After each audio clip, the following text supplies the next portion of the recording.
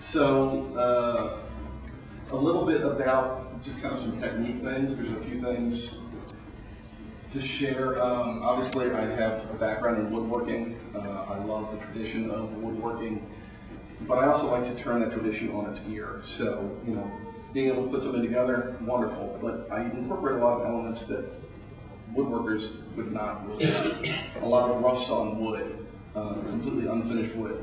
That's a big no-no. You know, making a nice cabinet and driving nails into it. So I like to occasionally tweak the expectations of that whole thing. And kind of like what Sarah was talking about, another thing I really like is that odd foggy land between two-dimensional and three-dimensional worlds. You know, historically, you'd go into a museum and, you know, the sculpture or the statues, and the two-dimensional work is the very flat paintings, drawings. And somewhere in there, there's this funny fine line. And I've always loved trompe-l'oeil paintings where they try to do that realistic things that makes it look like there's a box on the counter and there's something pinned to the wall. And with this particular series, I kind of look at this as sort of being an inverse trompe-l'oeil. So I've been looking to do works that are fairly paintable. If you stand in front of them and look at the picture of them, they would almost survive as a two-dimensional work. And yet you can't get away from its physicality. In fact, if you turn a corner, there might be a little surprise in there. And I was very pleased when we got the nailers back, because the picture of my work actually, like, it looked like it could have been a painted. I almost fainted. I was so happy. You know, and even on something as silly as this, where you have a very three-dimensional physical work, I almost like this piece better when it's closed. Because, okay, here's this cabinet. Great. That's going to drink. Yet you have through that little crack this red light that is both tempting and a little unnerving. You know, so while most people say, "Oh, let's go for the sexy three-dimensional aspect of it," it's a two-dimensional thing. I think it's a little bit more psychologically pleasing. So some kind of mix is going on there.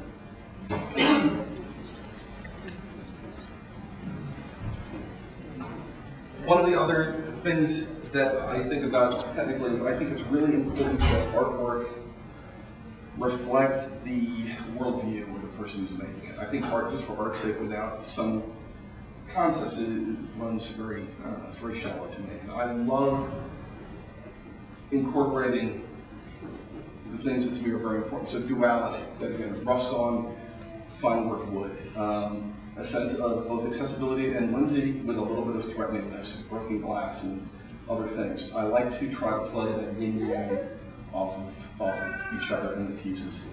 I like the notion of exalting the mundane.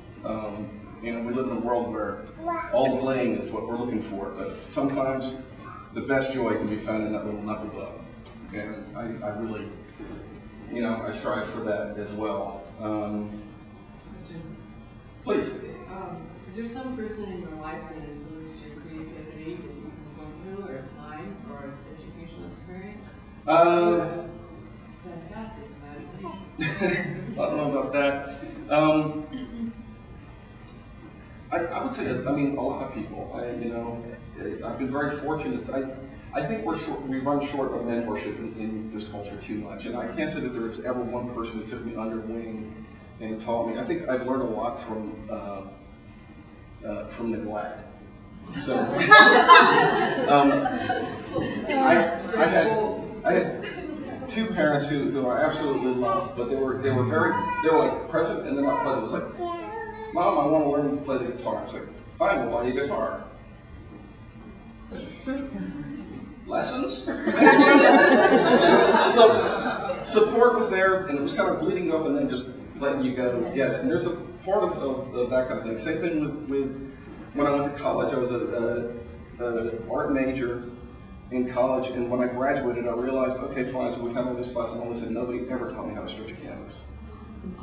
So it was like, okay. So in a weird way, woodworking. I worked as a woodworker for years in a professional wood shop, and nobody ever showed me how to use a single one of those tools.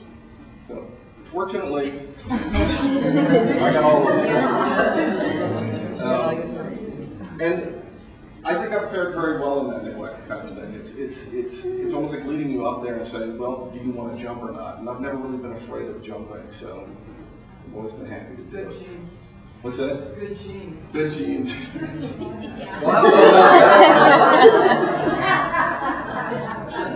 the part about not being afraid. I know. So that may be all I have, unless you have some questions.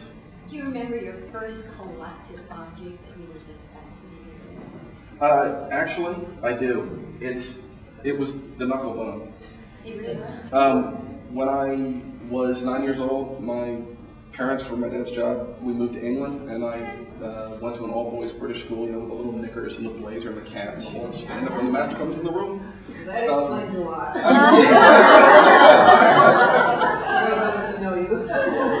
And the big thing that they did there between classes was playing marbles out in the schoolyard, and I became absolutely obsessed with these marbles. I have a bag of marbles today that I mean, it's just, they're beautiful, and they've found their ways into a number of these. Doing the show was great for me because I'm not normally a big producer of work. I only do a couple pieces a year historically, put something into the mayor's show or group shows here and there.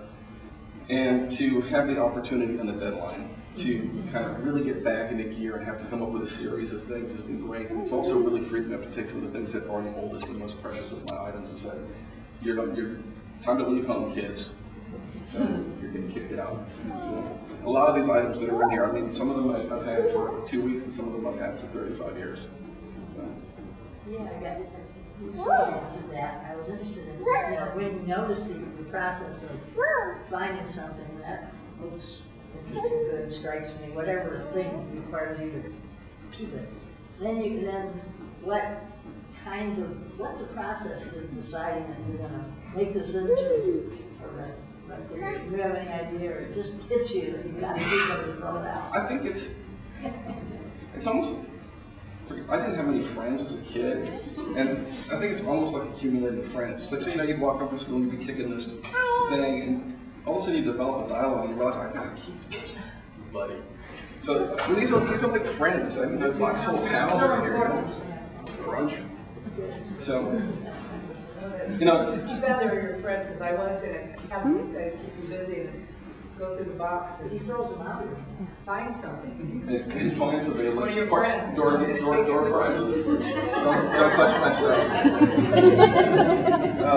Don't take inventory.